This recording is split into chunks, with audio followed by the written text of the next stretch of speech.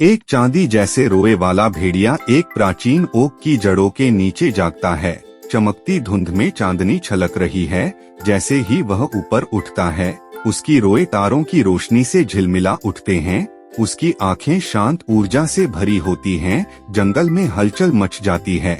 फिर से सांसें लेने लगता है, जैसे उसके चारों ओर छोटी छोटी रोशनियां चमक उठती हैं, जो आत्मा की वापसी का संकेत देती हैं। भेड़िया एक मरते हुए जंगल से गुजरता है, जहां मुरझाए पेड़ और अंधेरी नदियां दुख की फुसफुसाहटें सुनाती हैं। उसके चमकते पंजे चांदी की रोशनी के निशान छोड़ते हैं।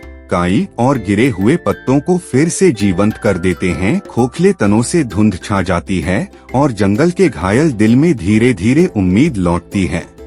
कोमल चांदनी में एक शांत खुले मैदान में आत्मा भेड़िए को कांटों से लताओं में उलझा एक घायल हिरण मिलता है। वह उसे कोमलता से छूता है और उपचारात्मक प्रकाश छोड़ता है। हिरण की आत्मा उठती है, उसकी आभा में शामिल हो जाती है और खुला मैदान जीवन और शांति के गर्म चमकते कणों से भर जाता है।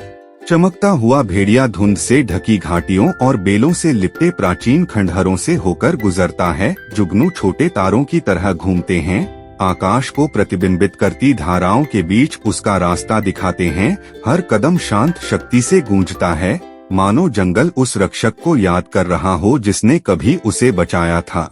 जंगल के अंधेरे दिल में भेड़िए का सामना मुड़ी हुई जड़ों से उठती एक विशाल छाया प्रेत से होता है। चांदनी और धुएं का टकराव होता है और ऊर्जा हवा में लहरें मारती है। भेड़िया चीखता है, जंगल की शक्ति को बुलाता है और अंधेरे के ज्वार के विरुद्ध प्रकाश फूट पड़ता है।